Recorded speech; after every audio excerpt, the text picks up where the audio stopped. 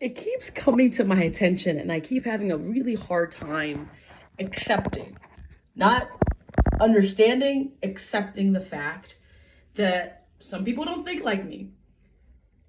And I know that's probably resonates with a lot of people. Whoa, I can't believe you don't think like me. So I'm not saying anything new.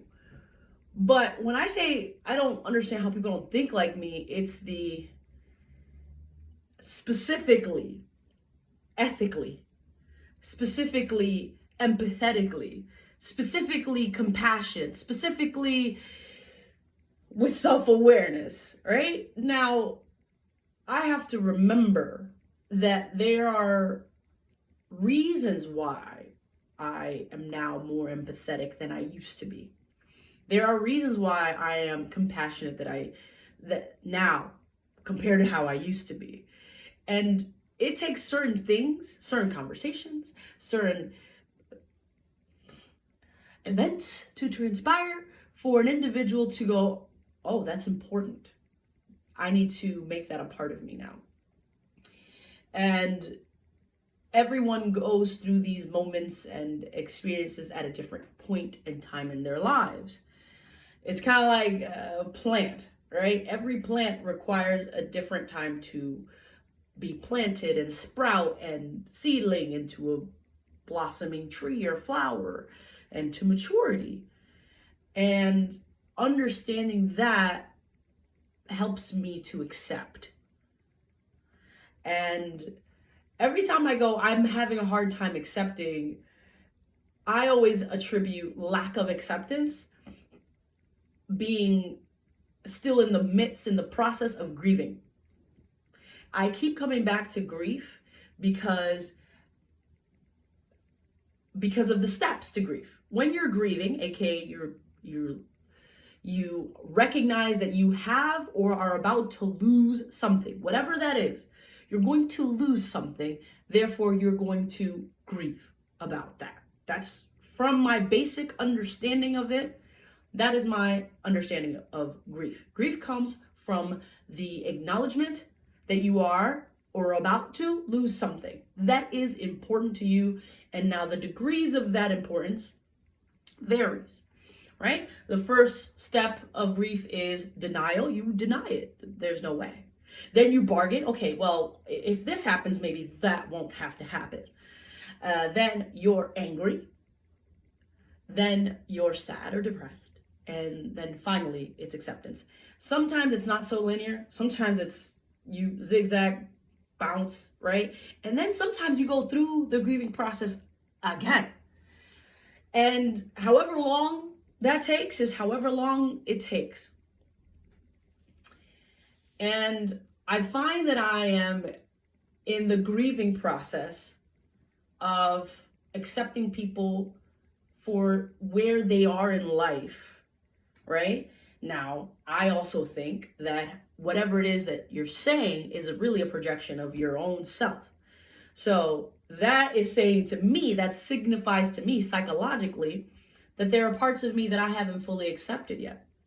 If I can't accept somebody else where they are, you know? And that's me taking accountability as well as recognizing that every single thing that I am projecting onto life is simply what's going on internally for me. And I believe that to be for everybody and anybody. Anytime someone opens their mouth to say anything, it is a reflection of their personal reality. Now, whether or not you decide to take it upon yourself to drink in, imbibe their reality within your own reality, that is up to you. That is your prerogative. But you don't have to. You can deny that being your reality. Even right now, as I'm speaking from my mouth, I am projecting onto you, the listener, my reality. Whether it resonates with you, that's up to you. Whether you believe it, don't believe it, don't like it, that's up to you. Right? Which I think that's diving into free will, which I love. All of that to say, I am seeing that everybody has a different stage in their human journey and their understanding psychologically, emotionally, physically, right? And I used to be a proponent, a ambassador of hierarchy. And about a couple years ago, I was like, I don't like that because it means that I'm looking up. Therefore, I'm looking down at other people for not having the same standards, quality, being where I am or wherever, right? So instead of a hierarchy, I've changed up and down to side, right? Instead of going, oh, you're higher or I'm higher than you, we're higher than you, we're above you, I'm below you, instead of that way, I'm seeing you're to the left of me and you're to the right of me. You are not better than me, you're in a different position than me. And I find that to be so on brand as a Libra, fair, more accepting of what is without judgment or shame. Now, judgment and shame have their place in the world. Okay? Violence against another human being, physical violence against another human being, there comes a feeling of shame and guilt and embarrassment and anger. And those feelings and emotions are important, very important. Every emotion is important because it informs you on what you feel is important. And it informs you on what you care for and to what degree you care for it. So I keep coming back to, I can't believe that someone isn't as X, Y, and Z as me. But then makes me go, well, have you always been this way? It makes me go to self-awareness and reflection and introspection and go, if someone was around you and said the exact same thing you're saying now to another person, how would it make you feel, right? And it's this like reflective, compassionate, empathetic, respectful cycle of realities. Because if there's 8 billion people in this world, I have come to realize there's 8 billion different types of realities. That means 8 billion plus opposing worlds, realities are existing within the same time and space, which I think is incredible. So what does that information do to you? For me, it goes, okay, it makes me curious. It used to make me, well, at first curious, right? Because just the conceptual thought of that. Now, when I'm in front of different people that didn't grow up like me, that didn't get taught the same things as me within the same time frame, and then me and the other individual marry each other's energies, interact. When I say marry, I mean like merrily dance, so to speak, not like wedding, marry, or engaged. I'm saying when we interact with each other and we become aware, whether it be vocally or physically aware of our differences, what happens? What is our response? Do we respond with resistance and disgust and judgment, shame and embarrassment, like, ugh, you like that? I can't. Or do we respond with curiosity while also holding our own reality intact? Do we respond with, interesting, you do this differently than I do it. How come? Tell me more. I wouldn't do it this way. I don't do that this way. Tell me why you. Also, giving them the beautiful experience of showing your reality to them without superseding theirs. Just sharing. Hey, you do it that way, I do it this way, and the reason why. Without an air of arrogance and an air of more importance. Because this is what I keep seeing. Just my own personal observation, if you relate to it, let me know. The reason why people fall into arguments, fights, debates, wars, and violence escalates is, one, the lack of curiosity. 2, the understanding that 2 and 8 billion things can exist opposing things can exist at the same time. 3, the opportunity to share without imposing a more importance of your reality upon theirs. And also not imbibing someone's reality that you don't feel is in alignment with you, right? And not thrusting our own realities upon each other, just simply sharing and deciding where it resonates, right? And then setting boundaries. Now, I'm talking about very conceptual things that a lot of us may have experienced in the physical realm, but both concepts, conceptual things like grief and empathy and respect and curiosity, which are concepts, are also manifested physically. Oh, I think I got a little bleach on my shirt. Damn, this fucking sweater is dirty. Fuck. Anyways, clearly gotta do laundry. But moving right along. Yes, the reason why violence ensues and violence escalates into horrific, honestly, like, in ways that make me really angry, and for me, and this is a very powerful word and extreme word, some would say disgusted. I find violence to be disgusting because it does not have to get there. But I find that violence comes into play when there's a lack of curiosity, compassion, respect, understanding.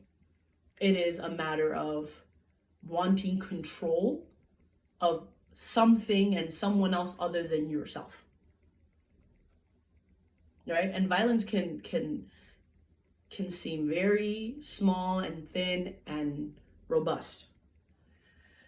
So even now, when I find myself not understanding someone or something right away, if I switch the mental gears in my mind to curiosity, let me be clear, not as a way to accept, but to understand. Not as a way to, approve. I may not approve. We may not approve of each other's realities and ways of being. However, approval and acceptance aren't necessarily the same thing. Some may think that it is, and I would love to look at the dictionary to to like look into it a little further. But the simple matter of accepting what is, it's because it just is. Do I approve of it? The answer may be no. What I would like to do about it, I can either create a boundary between me and this thing, whatever it is, without controlling, because there's a difference between a boundary and a control. I've learned through my own personal experiences. And accepting, right? But things bleed into each other, leak into each other. Just because you're putting water in this plot of land doesn't mean that water won't run off into another plot of land, if you know agriculture. Right? How do you contain that? And these things can get really complex. I try, operative word here, to make very complex, nuanced things seem as simple as possible, at least in this stage of my life, because things don't need to be complicated, even when they are.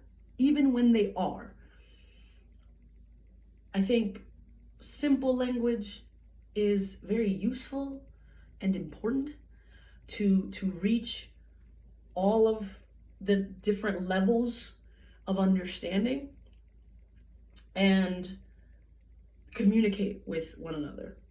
Is there different levels of and words that can be used to describe the exact same thing? Absolutely. However, when you're talking to like a bigger audience that ranges in understanding and education, simple layman's term language is best. So these are the thoughts that are in my mind, and I find that I have these thoughts often, and I usually keep it contained with one individual. I share with one individual or a small group of people, but I find that turning on the camera and sharing my thoughts would, one, allow me to have the stream of consciousness, because this is what it is. This is just stream of consciousness, and one idea bounces to another, as well as give this stream of consciousness the opportunity to flow, pun intended, flow into different rivers of consciousness. It's so funny. I saw this this woman recently. I don't know why I've been following this. I don't know what to call her. A woman that channels her own spirit guides through divination tools. Channeling is when you channel your, non-physical beings or, non-physical consciousness into your own consciousness, and divination tools are just tools that is a tool that communicate from the non-physical to the physical. She uses these rods, right? She holds them and she, gets into vibrational alignment, however that is for her, and she asks questions. And the rods, if they separate, the answer is a no. And when they cross, the answer is a yes. And she recently asked a question that said, is air consciousness? And the rod said yes. And she asked, is that why we say we're losing consciousness when someone faints versus they're losing air? And the rod said yes. And I thought that was really fascinating. I like, whether or not that's quote unquote scientifically what's happening, I think spiritually is a very beautiful and interesting way to explain that. When people faint, they're losing consciousness, because that is what we're breathing in. So that to say is, I'm releasing my consciousness through this medium and into whoever is attracted to this and needs or wants or was pulling in this message. And I think that's also important and has its significance. So and everybody says I should have a podcast because of the things that I speak upon, and that I have the ability to speak and construct sentences and ideas upon each other. And I think that's really fascinating, because to me, I could be the way I've described the way I speak. Some people are attracted to it and some people are not. And that's perfectly fine. I understand why some are, at least currently. My current understanding of why some are and some aren't is because if you are attracted to this thought process, it's because you also have the same kind of thoughts, one, or two, you didn't know that one of these thoughts can be connected to this other thought. Two, and three, it's entertaining. My charming personality, which I've been told many, many times, maybe the melody of my voice. There's different reasons why. I'm just explaining a few. Now, some people don't like it because it is a little difficult to track for some people, which is perfectly fine. And it's like, wait, weren't we here? Now you jumped here. What happened to this?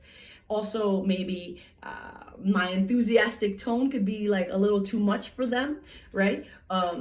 Or the fact that my sweater has stains on it, and it's like, you're gonna say all this, you could have changed your sweater. There's different reasons. Whatever reasons they are, and I accept them. And I've come to accept them through a lot of different in-person and non-person interactions, and realize what's going on here. My curiosity spiked, and I'm like, why is the way I'm speaking very engaging for some and very irritating and wanting to avoid me for others? And once I got past taking it personal, I was like, now I'm just curious. I just want to understand, like, wait, what's going on? So, and for anyone listening, I would love for your 1, 2 cents. I'm here to engage. I'm here to boop, boop, bop, have an interaction. That's why I don't just share my thoughts so that I can pontificate, so that I can stand on my soapbox, but kind of, because I have the opportunity to do so, but also to engage, also to have my thoughts reflected back to me from other realities and perspectives that are outside of me. And I have a better grasp of my personal ego to know when I'm taking it personal, know when I'm irritated and uncomfortable when people are coming at me and my thoughts and my identity, while also staying grounded in where I was, where I am, and also tasting, savoring someone else's reality and seeing if that resonates with me, seeing if I want to expand my perspective, seeing if I am not ready for it, and that being okay, right? And yes, I wasn't always able to do that without getting emotional or getting irritated. Even just recently, my older sister and my girlfriend were keeping me accountable to a certain goal of mine. And I, instead of saying thank you so much for wanting to keep me accountable to my goals and participating in this with me, I got irritated. And I was like, because I was like, you guys don't understand. And I realized it's just a part of